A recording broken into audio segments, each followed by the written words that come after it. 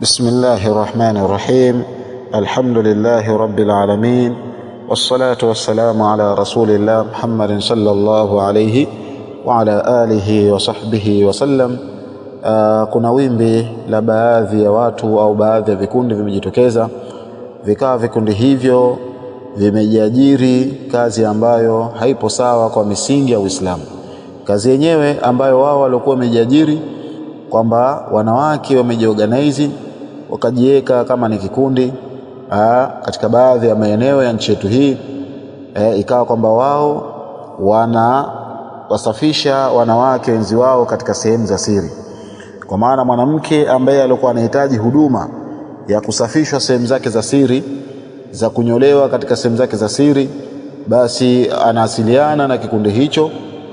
Kikundi hicho kinakuja kinamtoa mwanamke mmoja, kinakuja kumsafisha mwanamke huyo ambaye alikuwa amehitaji huduma. Au kama mwanamume, basi kikundi hicho kinamtoa mwanamume, anakuja mwanamume huyo kuja kumsafisha mwanamume huyo. Huu utaratibu si utaratibu wa sawa, na kazi hii ni kazi ambayo ilikuwa si sawa, bali Uislamu umeweka utaratibu. Mwanamke akishafikia balighi, ukamfahamisha namna iliyokuwa nzuri ya yeye kusimamia haki ya kiwiliwili chake, kujisafisha kwake, kujitoharisha kwake, kuanzia anapopatwa na eda ya hedhi mwanamke, anapopatwa na siku zake za hedhi mwanamke, Uislamu ukamfahamisha namna ya kujitoharisha yeye mwenyewe. Kadhalika vile vile kujisafisha katika sehemu zake za siri, kujiweka katika mazingira ambayo kwa sawa, mwanamke anatakana ajisimamie yeye mwenyewe. Kadhalika vile vile na mwanamume umeweka utaratibu Uislamu wa mwanamume kujisafisha yeye mwenyewe, na wala haifai mwanamke mwenye akili timamu na alikuwa mzima wa afya akamchukua mwanamke mwenzake kisha akamfunulia aibu zake, akamfunulia uchi wake, kisha ikawa kwamba mwanamke huyo mwingine yeye ndo akawa anamsafisha katika sehemu hizo za siri.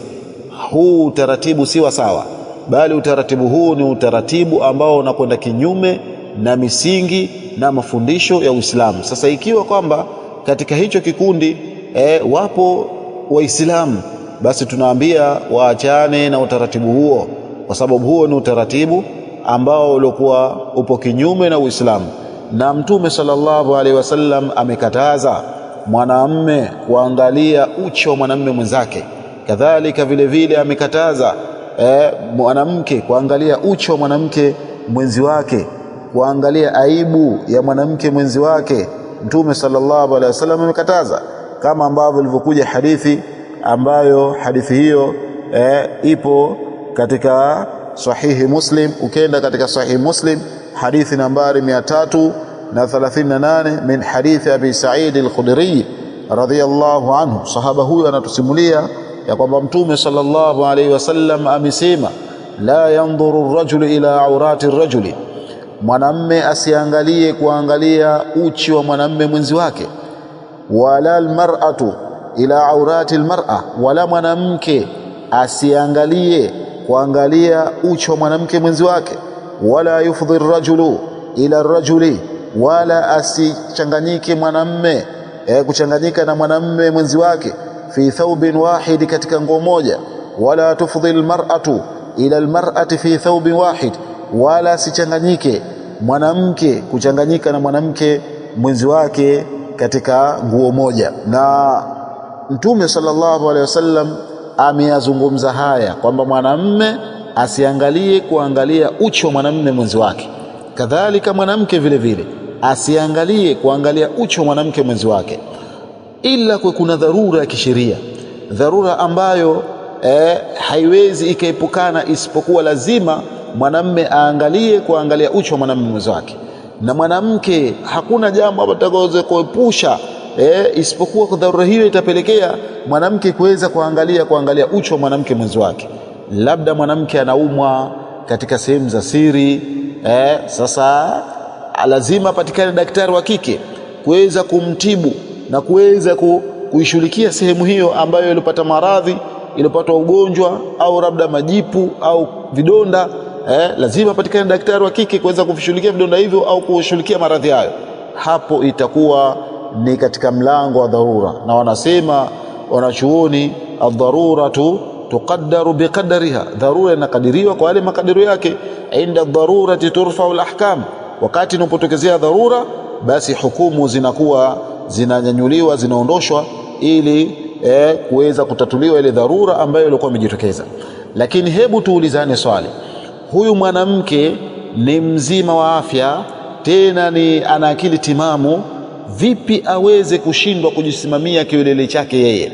Vipi aweze kushindwa kujisafisha katika sehemu zake za siri, mpaka amwite mwanamke mwenzi wake amfunulie mwili wake, amfunulie sehemu zake za siri, akesha sasa aibu yake amweke wazi, akesha yule mwanamke ndiyo asafishe zile sehemu zake za siri? Huu ni utovu wa adabu na huu ni uhuni, na utaratibu huu ni utaratibu ambao ulikuwa siwa sawa, ni utaratibu ambao unakwenda kinyume na mafundisho ya Uislamu. Kwa hiyo ewe mwanamke wa Kiislamu ambaye uliokuwa umefikia level hiyo ya uvivu ya kutokuweza kusimamia kiwelele chako katika jambo la kujisafisha, wewe unatakikana uzindukane na umche Allah, umogope Mola wako. Allah subhanahu wa ta'ala amekuheshimisha ewe mwanamke wa Kiislamu, amekuwekea taratibu zilizokuwa nzuri za wewe kujisimamia kiwelele chako, kuanzia kujifanyia usafi ya zile hali ambazo zilokuwa zipo katika sehemu yako siri, ukaziondosha zile hali za uchafu. Kadhalika unapokuwa katika unapotoka katika ada yako ya hedhi na ada yako ya nifasi, unapotaharika, basi Uislamu umekuwekea nidhamu na utaratibu maalumu ya wewe mwanamke wa Kiislamu kujisimamia na kujisafisha. Na haifai kumwita mwanamke mwenzi wako akaangalia uchi wako, akaangalia aibu zako, na hali ya kuwa wewe ni mzima wa afya, na hali ya kuwa wewe una akili timamu. Jambo hili ni jambo ambalo lilokuwa sila sawa, ni jambo ambalo lilokuwa baya, na Uislamu umelikataza jambo hilo. Na Waislamu wanatakana umogope Allah subhanahu wa ta'ala. Na kama kuna watu ambao katika Waislamu ndio ambao walikuwa wanafanya jambo hili wakawa wamejiajiri, tunaambia ajira hiyo ni ajira ambayo ilikuwa haifai, wanatakana waiache ajira hiyo. Mwingine akasema tunaingiza pesa nyingi na mjini sasa hivi nimekuwa tunatambulikana kwamba sisi tuna kikundi chetu, mwanamke akiwa anahitaji huduma ya kusafishwa sehemu zake za siri na kuondoshwa baadhi ya vitu katika sehemu zake za siri, basi tunamtuma mwanamke mwenzi wake ende akamsafishe, au kama mwanamme tunamtuma mwanamme mwenzi wake ende akamsafishe, na pesa zinazoingia zinakuwa ni nyingi sana, na watu wanatufahamu sisi manake tunafanya katika hali kama hiyo. Hili jambo sila sawa. Jambo hili enyi ndugu zangu Waislamu sila sawa, natakana muliache. Na mwanamme amekatazwa kuangalia utupu wa mwanamume mwenzi wake, kwa sababu jambo hilo kwanza linapoteza ile imani na inafanya kwamba ife. Kadhalika vile vile mwanamke inapelekea imani ife, haitakikani kabisa. Na vile vile nafungua milango mingine, milango ambayo ilikuwa maovu, milango ambayo ilikuwa si sawa. Akisha wewe mwanamke vipi unajiaminisha kwamba wewe uangaliwe sehemu zako za siri, hali ya kuwa hiyo sehemu uliopewa ni neema na ni jambo ambalo wewe unatakana ulitunze, ulihifadhi, na usionyeshe isipokuwa kwa wale ambao walikuwa wanastahiki. Wanastahiki ni wepi? Anastahiki ambaye akuone wewe mwanamke ni mume wako, na mwanamme anastahiki aonekane na mke wake. Mke anarusika kumsafisha mume wake sehemu zake za siri, na mume anarusika kumsafisha mke wake katika sehemu za siri. Lakini watu wengine wasiokuwa hao haifai. Na mtu atakana ajiepushe na taratibu hizo, kwa sababu hizo ni taratibu ambazo shetani amefungua milango hiyo ili kuwapoteza watu, ili kuwatoa katika taa ya kumtii Allah subhanahu wa ta'ala. Kwa sababu utiifu wa kumtii Allah subhanahu wa ta'ala umewekwa kwamba mwanamume asiangalie kuangalia uchi wa mwanamume mwenzake, kadhalika na mwanamke asiangalie kuangalia uchi wa mwanamke mwenzi wake. Sasa watu wakikiuka utaratibu huu, wakaona kana kwamba mwanamke kwa mwanamke inafaa kuangaliziana, ni jambo ambalo kwa sila sawa, ila kuna dharura ya kisheria ambayo ilikuwa Uislamu umeruhusu. Mwanamke anaumwa sehemu zake za siri, kwa hiyo kuna daktari wa kike anatakana azishughulikie sehemu zile ili amuondoshie maradhi. Hapo inakuwa ni mlango wa dharura, na dharura itakuwa inakadiriwa kwa makadirio yake. Au mwanamke ni mjamzito anataka kujifungua, anahitaji msaada wa daktari wa kike ili manake kuweza kumsaidia akajifungua katika hali iliyokuwa nzuri, hapo inatakana. Na hapa vile vile tunatoa maelekezo kwamba baadhi ya wanaume wanasomea field hizi za udaktari za kuzalisha. Haya ni masala ambayo wanawake wanatakana wao ndo wasimamia wanawake wenzi wao. Na mwanamume ikiwa kwamba amesomea masala hayo, basi yeye awe ni mwenye kuongoza tu, lakini unapofika wakati wa mwanamke kujifungua kuzaa, basi yeye ikiwa ni mwanamume ana tauhidi, anafahamu, awaongoze wale wanawake, awaambie wewe ndio kumshirikie mwanamke mwenzi wao ili ajifungue katika hali ambayo ilikuwa nzuri na katika hali ambayo ilikuwa salama. Uislamu umeweka nidhamu, Uislamu umemhifadhi mwanamke, kadhalika ukamhifadhi mwanamume na sehemu zao za siri, kwamba ni sehemu ambazo zilikuwa zinatakana kwamba zihifadhiwe. Na hadithi ya Muawiya ibn Haida al-Qushairi, hadithi ambayo anatusimulia sahaba wa Mtume sallallahu alaihi wasallam kwamba alimuuliza Mtume sallallahu alaihi wasallam, sahaba huyu alimuuliza Rasulullah, vipi kuhusiana na hizi nyuchi zetu? Vipi inatakana kwamba sisi tuwe nazo na tuziweke katika mazingira gani? Mtume sallallahu alaihi wasallam akamwambia, ihfadh auratak, uhifadhi utupu wako, uhifadhi uchi wako, illa min zawjatika, isipokuwa kwa mke wako. Kwa maana mke wako ni halali kuona utupu wako, kuona uchi wako, kuona sehemu zako za siri. Au ma malakat yaminuk, au wale ambao walikuwa wamemiliki mkono wako wa kulia. Maana yake wamemilikiwa na mkono wako wa kulia, kwa maana watumwa. Sheria imeruhusu vile vile mtumwa ambaye ulikuwa umempata kwa misingi ya Uislamu uliokuwa umeiweka misingi hiyo mpaka kafikia pahala kwamba ukamiliki mtumwa, basi unaruhusika mtumwa huyo kastereka naye akaona sehemu zako za siri. Yule sahaba akauliza, qultu ya Rasulullah, nikasema ewe mtume wa Allah, araaita in kana alqawmu ba'dhum fi ba'd, nipe habari mimi ya Rasulullah, ikiwa watu wapo wao kwa wao, wenyewe kwa wenyewe, wanaume kwa wanaume na wanawake kwa wanawake, vipi ya Rasulullah? Hapo inaruhusika kwamba kuweza kila mmoja akakaa kwamba labda anaweza kuona sehemu zake za aibu za mwenzake, yani wanawake labda akaweza kuona aibu za wanawake wenzi wake, sehemu za siri za wanawake wenzi wao, na wanaume wakaweza kuona sehemu za siri za wanaume wenzi wao. Faqala, mtume akasema sallallahu alaihi wasallam, fa in istata'ta alla turiyaha ahadan fala turiyannaha, ikiwa utaweza wewe kuweza kustiri uchi wako, kuweza kustiri utupu wako, kuweza kustiri aibu yako, usimuonyeshe yoyote yule, basi utakana kwamba usimuonyeshe yoyote yule. Yule sahaba akasema, ya Rasulullah, fa in kana ahaduna khaliyan, je ikiwa mmoja wetu yupo sehemu za siri, yuko pweke, hakuna mtu yote ambaye anamuona? Qala, mtume akasema, fallahu ahaqqu an yustahya minhu minan nas, Allah anastahili zaidi kuonewa haya kuliko watu.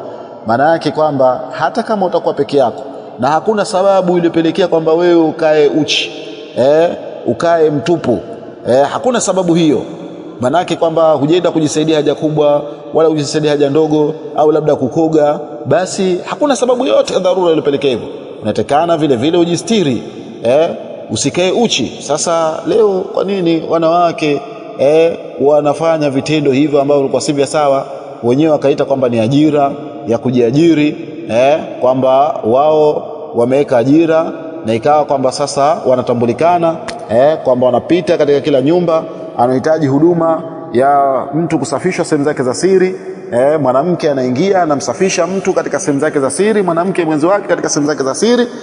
Hili jambo si la sawa, ni jambo ambalo litakana kwamba lifahamishwe, wanawake wafahamishwe, waelekezwe kwamba hili jambo si la sawa, na mwanamke wa Kiislamu anatakana ajisimamie mwenyewe kukisafisha kiwiliwili chake, kukitoharisha kiwiliwili chake, na wala siweke wazi aibu zake, ikapelekea kwamba mwanamke mwenzi wake sasa akawa anaziona zile aibu zake au zile sehemu zake za siri akawa anaziona. Hili jambo si la sawa, ila kwa kuna dharura ya kisheria, labda awe anaumwa katika sehemu hizo zinahitaji matibabu na daktari wa kike yupo, akawa anatakana kwamba zishughulikie sehemu hizo, hiyo ni dharura. Au kwamba ni mjamzito, kuna daktari wa kike anatakana kwamba mshughulikie ili ajifungue, hiyo ni dharura. Au kwamba yeye ni mgonjwa, mtu mzima, akili zake haziko sawa, basi hapo ataingia mwanawe wa kike kama yeye ni mwanamke, atamsafisha sehemu hizo za siri kwa dharura hizo zilokuwa zipo kwa misingi ya Uislamu, lakini bila dharura yoyote ile ni jambo ambalo lilokuwa halikubaliki, ni jambo ambalo kwa sila sawa. Kwa hiyo wale ambao wanafanya kazi hii tunawaambia hii ni kazi ambayo ilikuwa haifai. Hii ni kazi ambayo inatakana kwamba watu waiache, kwa sababu ni kazi ambayo inapelekea kuwa imani, ni kazi ambayo unamwasi Allah ndani yake, kwa sababu Allah subhanahu wa ta'ala amemtamkisha mtume wake. Mtume akasema la yanzuru rajulu ila aurati rajuli wala almar'atu ila aurati almar'a, mwanamume asiangalie kuangalia utupu wa mwanamume mwenzi wake, wala mwanamke asiangalie kuangalia utupu wa mwanamke mwenzi wake. Ikiwa Uislamu unasema hivi, vipi wewe mwanamke wa Kiislamu unaanzisha kikazi au unaanzisha kiajira au unaanzisha kikundi, agesha kikundi hicho kikao kwamba kinasimamia katika kuwasafisha wanawake katika sehemu zao za siri? Hili jambo si la sawa. Muislamu unatakana kwamba umche Allah, uachane na jambo hili, kwa sababu jambo hilo linakwenda kinyume na misingi ya Uislamu. Kwa hiyo ajira hizo tunasema kwa uwazi ni ajira ambazo zilikuwa hazifai. Kama kuna wanawake ambao waliokuwa wanafanya kitu hicho, tena wanawake hao ni wa Kiislamu, tunawanasihi waachane na jambo hilo, kwa sababu jambo hilo ni jambo ambalo kwa sila sawa. Mwingine akasema linatuingizia kipato, linatuingizia pesa, mwingine amejenga kwa sababu ya kazi hii, mwingine amefanya hichi, amenunua gari kwa sababu ya kazi hii, ni pesa nyingi sana. Mwanamke sisi tunakwenda pale, mwanamke mwenyewe anaweza akafanya pirika zake akachezea simu na huku sisi tunamsafisha, hakuna lolote ambalo linatokezea. La, jambo hili katika Uislamu limekatazwa. Kwa hiyo ewe mwanamke wa Kiislamu, achana na jambo hili la kwamba wewe mwanamke wa Kiislamu unakwenda kumsafisha mwanamke mwenzi wako katika sehemu za siri, hali ya kwa mwanamke huyo ana akili zake timamu, hali ya mwanamke huyo ni mzima wa afya, haitakikani. Na huyo ambaye anosafishwa na yeye anatakana achane na jambo hilo, ajisimamie yeye mwenyewe, ajitoharishe yeye mwenyewe, ajisafishe yeye mwenyewe, kwa sababu ile sehemu yake ya siri ni amana aliyopewa na Allah subhanahu wa ta'ala, na wala hakutakiwa kwamba yeye aiache wazi. Hata kwa mwanamke mwenzi wake ametakana vile vile aisitiri. Na wanachuoni walipokuwa wakiulizwa kuhusiana na masala haya, basi wakatoa maelezo, akiwemo al-Allama Ibn Bazi alayhi rahmatu min Allah. Akasema Ibn Bazi alayhi rahmatu min Allah, wakati alipokuwa anaulizwa kuhusiana na swali, je, mwanamke inaruhusika kukaa uchi mbele ya mwanamke mwenzi wake, akasema yambaghi lilmar'a, inatakikana kwa mwanamke anta'tada sitra, ajizoeshe kujistiri, wa antahrisa ala sitri badaniha inda nisaiha, na afanye pupa na bidii ya kujistiri kiwiliwili chake mbele ya wanawake wenzi wake, ajistiri mbele ya wanawake wenzi wake, asionyeshe aibu zake, asionyeshe uchi wake, asionyeshe yale mambo ambayo Allah amemhifadhia mbele ya wanawake wenzi wake. Wa inda ghairihinna min ahli baitiha, na mbele ya wale ambao sio kwa hao haifai kuonyesha sehemu zake za siri mwanamke, sehemu zake za uchi akazionyesha mbele ya watu wengineo katika watu wa nyumba na watu wengineo ambao walikuwa hawastahiki kuziona sehemu hizo. Na pia kuna mambo ya kuhusudika, mwanamke kuna mambo ya kuhusudika, jicho hili lina husda. Wewe unapomwekea wazi mwanamke mwenzi wako zile sehemu zako za siri, mwanamke ambazo Allah amekuruzuku wewe, yeye hajaruzukiwa kama vile ambavyo Allah alivyokuruzuku wewe, nafsi hii inakuwa ina mionzi, inakwenda kukuathiri wewe mwanamke. Kwa hiyo unatakana ili jambo epukane nalo, lina maafa mengi sana, lina madhara mengi sana. Kwanza Uislamu umelikataza, lakini vile vile lina madhara mengi sana. Kwa hiyo tunawanasihi ndugu zetu wenye kufanya vitu hivi, ni vitu ambavyo vilikuwa si vya sawa, ni vitu ambavyo vilikuwa viovu, ni vitu ambavyo vilikuwa havitakikani, bali mwanamke wa Kiislamu anatakana ajisimamie mwenyewe katika kujitoharisha, akipe haki kiwiliwili chake katika namna ambayo Uislamu umemwelekeza. Na hivi ndivyo ambavyo mwanamke anatakana awe, na kufanya kwake hivyo anapata thawabu nyingi sana mbele ya Allah subhanahu wa ta'ala. Kadhalika na mwanamume vile vile. Hapa kuna masala ambayo napenda kuyakariri tena, kwamba mwanamke inaruhusika kusafishwa na mume wake sehemu zake za siri. Kadhalika na mume vile vile inaruhusika kusafishwa na mke wake katika sehemu zake za siri, lakini wasiokuwa hao haifai. Na watu wanatakana wamche Allah subhanahu wa ta'ala, waepukane na vitu hivyo, kwa sababu hivyo ni vitu ambavyo viko kinyume na Uislamu. Kadhalika vipo kinyume na hata ada za Kizanzibari na za Kitanzania kwa ujumla wake. Ni jambo ambalo kwa sila sawa, Waislamu wanatakana waachane na jambo hilo. Hili ni jambo ambalo linakwenda kinyume na misingi ya sheria ya Kiislamu. Kwa hiyo tumependelea kutoa nasaha hizi, kwa sababu hivi ni vitendo ambavyo vinakuja kwa kasi katika baadhi ya sehemu, kwamba watu ndio wamejiajiri, wamefanya kwamba hiyo ni ajira, kwamba wanawake wanawasafisha wanawake wenzao katika sehemu za siri. Hili jambo sila sawa, kwamba mwanamke anakwenda katika nyumba au anapiga simu kwamba kuna huduma hapa tunahitajia. Mwanamke yeye mwenyewe amejifanya kwamba ni mvivu, amejifanya kwa bize, hawezi kujisimamia. Kwa hiyo kuja mwanamke anamvulia nguo, anamuonyesha aibu yake, akesha yule mwanamke sasa yeye ndo anaanza kusafisha zile sehemu za siri na kuziweka safi, kuziondosha vile ambavyo vilikuwa vimeota, akaviondosha, akamsafisha. Hili ni jambo ambalo lililokuwa halifai, bali mwanamke wa Kiislamu anatakana ajisimamie mwenyewe. Kadhalika vile vile mwanamume anatakana ajisimamie mwenyewe katika jambo la kujitoharisha kiwiliwili chake, kukiweka katika hali ya usafi, kukiweka katika hali ambayo nashati, kukiweka katika hali ambayo sheria ya Uislamu imemwelekeza. Na kila mmoja ameelekezwa, mwanamume ameelekezwa namna kukisafisha kiwiliwili chake, na mwanamke vile vile ameelekezwa namna kukisafisha kiwiliwili chake. Kwa hiyo haya ambayo watu wanayofanya ni mambo ambayo ya makosa, wanatakana mche Allah, waachane nayo. Tunamwomba Allah subhanahu wa ta'ala ajalie haya yawafike wale ambao wenye kufanya makosa haya, na iwe ni nasaha kwa wao, na waachane na vitendo hivi, warejee katika usahihi. Na hiyo si ajira, watafute ajira nyingine ambazo zilikuwa za halali, ambazo zilikuwa sheria zinakubaliana nazo, na wazifanye ajira hizo ili watafute radhi kutoka kwa Mola wao subhanahu wa ta'ala. Tunamwomba Allah subhanahu wa ta'ala aturidhie na atukubalie matendo yetu yote. Innahu waliyyu dhalika wal qadiru alayhi. Subhanakallahumma bihamdik, nashhadu an la ilaha illa anta, nastaghfiruka wa atubu ilaik. Barakallahu fikum wa jazakumullahu khaira, wallahu a'lam.